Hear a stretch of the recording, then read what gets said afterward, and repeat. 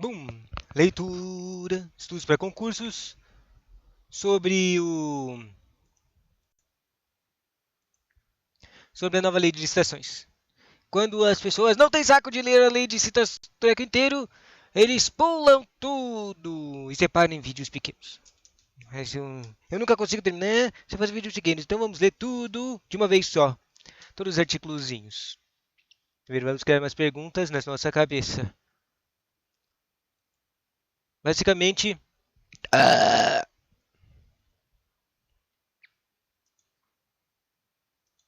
a lei de licitações, a nova lei de licitações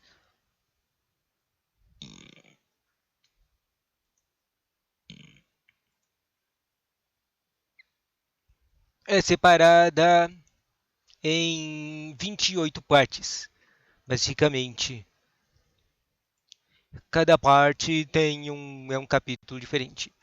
O primeiro capítulo fala do âmbito de aplicação da lei, ou seja, vai falar o artigo 1 a 4, que vai falar de onde é executada essa lei, né? Tipo, que partes do poder executivo ou judiciário ou legislativo vai aplicar esses tipos de licitação administrativa, certo?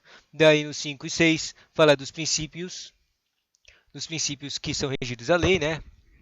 Principalmente vai ter as coisas, os princípios nesse conteúdo aqui, é a coisa dos princípios explícitos que estão escritos na lei, e também coisas implícitas, né? O LIMP. E depois disso tem o artigo 6 da mais completo, uma confecção das definições de várias coisas da lei de licitações. Tem várias leis que tem esse tipo de coisa, né? Daí vai explicar o que vai ter parágrafos extras falando o que é a tomada de preços, concorrência, leilão, pregão. Quer dizer, eu não sei porque eu ainda não li, né? A gente vai ler agora. Depois disso tem sobre os agentes públicos, que significa agentes públicos, são as pessoas que vão fazer os trecos de licitações, certo? Depois disso fala sobre, no artigo 11 e 17, fala dos processos licitatórios. O que é o processo licitatório? Basicamente, a ordem, as regras e ordem das coisas, as normas que os caras têm que seguir para fazer o treco de direito, né? Depois tem a instrução do processo licitatório. Instrução significa ordem mesmo das coisas. Depois tem a instrução, tem uma continuação da instrução mais complexa ainda do processo licitatório nos artigos 23 a 27. Depois disso explica cada modalidade de licitações, que na verdade é basicamente a coisa que mais cai nas leis de licitações. É a coisa que tem mais questões na Lei 866, sobre questões sobre as modalidades de licitações. As questões de modalidades de licitações basicamente são sobre os valores que elas têm, ou uma pergunta simples sobre qual é a definição. Qual é a definição que eles estão perguntando lá. Daí na Lei 866 tem as licitações básicas, que é o convite, o tomada de preços concorrências. Esses aqui são os básicos, para quase tudo usa esses caras. E depois disso fala do leilão, fala do concurso. Acho que tinha um extra que eu não lembro. E eles vão misturando cada uma dessas coisas. Quais serão as novas modalidades que vão estar escritas aqui na nova lei de licitações? Já que eu não comentei quando eu comecei a falar, a lei de nova lei de licitações é aquela 14.133, tá? Depois das modalidades tem os critérios de julgamento. O que significa critério de julgamento? É que a licitação é basicamente uma competição, uma competição entre pessoas que querem trabalhar com o poder público. Porque, sabe, um dos principais coisas é que o poder público paga muito. Eles só fazem coisas grandes, entende? Então, eles são bons clientes. Daí, os critérios de julgamento são as coisas que vão fazer para falar, para escolher quem vai fazer o contrato, o serviço ou vender o produto. Depois disso tem as compras. Depois disso tem as compras, que é um tipo de que é um dos dois separadores. Quer dizer, eu não sei se vai continuar a mesma separação, mas na Lei 866, basicamente, todos os tipos de contratos de licitações, todos os trecos de classificações, basicamente são separados em coisas de compras e coisas de obras de serviço. É basicamente isso. As coisas. E dá para separar ainda mais, tipo, dizendo que as coisas de compra são coisas que são valores mais pequenos e as obras são coisas que são valores gigantescos. Tipo, pode ser obras de até 3 milhões de reais, entendeu? Depois disso tem a apresentação das propostas e lances, que ou seja, isso aqui são vai falar das coisas, das regras para cada tipo de licitação que os caras podem fazer para eles serem escolhidos, né? Depois vai falar da habilitação. Isso aqui é um trequinho, porque existem modalidades de licitação em que uma pessoa só pode fazer o trabalho, o serviço ou obra, né? Se ela tiver essa habilitação correta, ou seja, as exigências legais delas. E, na verdade, a pessoa pode conseguir, tem um tempo, ela pode conseguir essa habilitação e se cadastrar antes de começar literalmente a licitação. Depois tem encerramento, quando é que é considerado o encerramento da licitação. E depois disso tem a dispensa de licitação, né? Vamos ver se eles são as mesmas coisas da, da, da Lei 866, ou as coisas que mudaram, né? Só para comentar, na Lei 866, as coisas de dispensa de licitação são basicamente. Como dizer isso? São basicamente coisas que não deu certo, sabe? Tipo, uma licitação que acaba. Que mesmo que dá para decidir ou perceber, por causa dos critérios, ou coisas que não ia dar certo mesmo se fizesse, entende? Normalmente é isso que são as dispensas de licitações. Daí acaba dispensando a necessidade de fazê-la. E daí essas questões de dispensa de licitação, tem bastante questões disso também, elas ficam misturando com as questões de inexigibilidade de licitação, que são mais questões que são licitações quando é necessária alguma especialização. Ou seja, um não deu para funcionar, a licitação não funcionou, né, que é a dispensa, e o outro só dá para escolher uma pessoa, então não tem nem necessidade de fazer licitação. Essa é a inexigibilidade, basicamente. A inexigibilidade na Lei 866 é basicamente tipo equipamentos específicos ou escolher contratação de artistas e outras coisas, sabe? Depois disso fala das alienações, né?